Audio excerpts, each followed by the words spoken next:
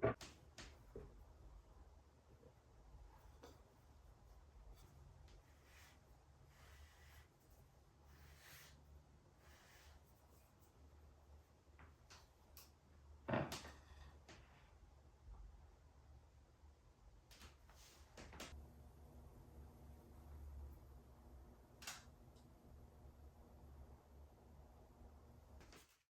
I'm ready to glaze this piece with the roller texture.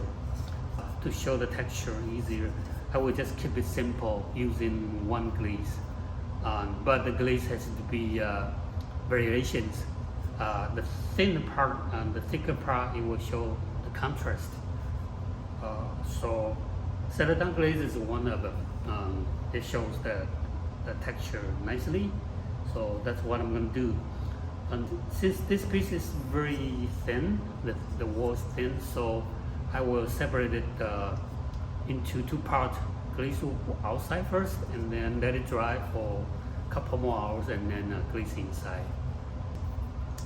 So first, I will just get a bubble syringe and suck up a little bit of a glaze, and just pour in on the inner part of the foot rim.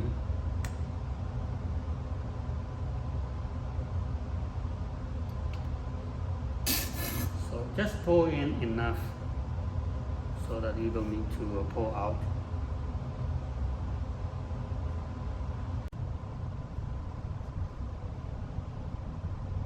So now the foot is inside the glaze is dry.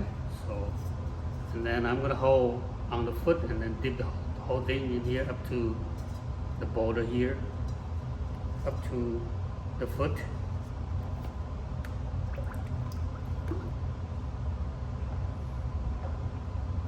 Since I told you that I like to have the glaze a little bit thicker, so I will hold my ball inside the glaze for 10 seconds. Okay, 10 seconds. The celadon glaze is not a runny glaze, so a little bit thicker is alright. So hold it and then hold and count 10 seconds and then pour it out.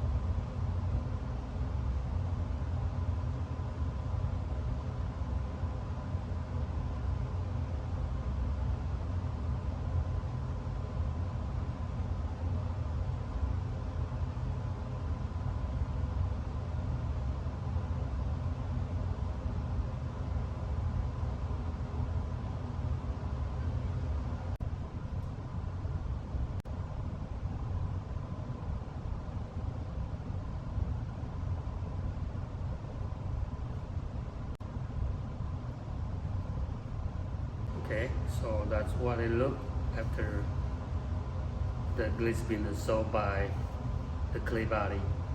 And I will wait up, maybe take it outside, put it under the sun, or if you have a kiln which is firing, it's a little bit hard, a little bit warm, you can put it right next to it to let it dry further, so that you will absorb the second glaze, especially the inner part, you will absorb it more evenly. If you glaze right away, you see that some of the spot has a little, you can see the water is coming from the other side of the outside of the wall. So if you try to glaze it right now, that spot is probably, you won't have enough glaze. So just take your time, be patient. Okay, so I will just leave it for outside for maybe like 30 minutes to 1 hour under the sun. Okay, under the sun.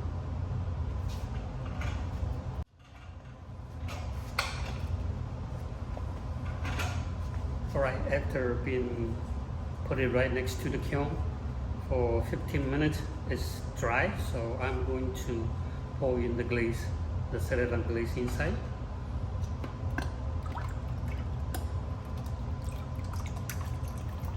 And again, I'm going to leave it a little bit thicker, so I will hold it for maybe 10 seconds.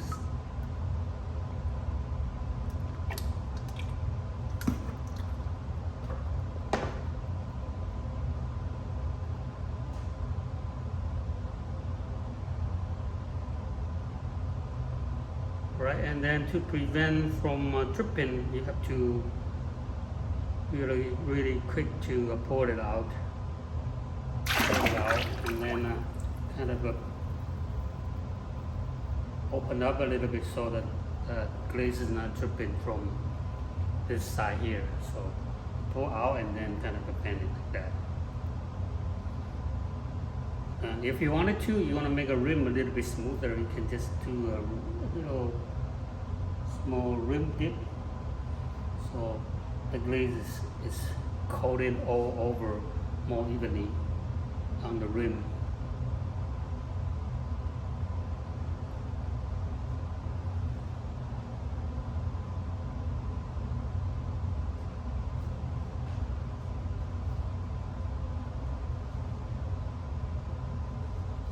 Right, so that's the glazing, very simple glaze. I will show you the result after fire. So here is the result. I'm using my backyard tree for the background. So you can see under the sun the color is very beautiful for the celadon color. And it goes nicely with the roller texture. At the higher point, you see the whiter spot that I have less glaze here because all the glaze is going into the deeper spot of the texture.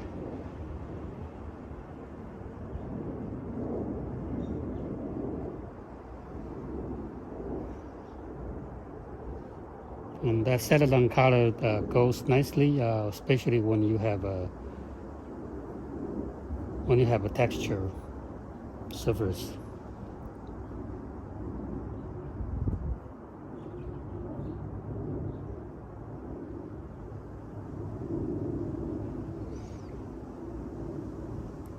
Right, so this concludes my demonstration on this whole process from the beginning to the end of glaze fire.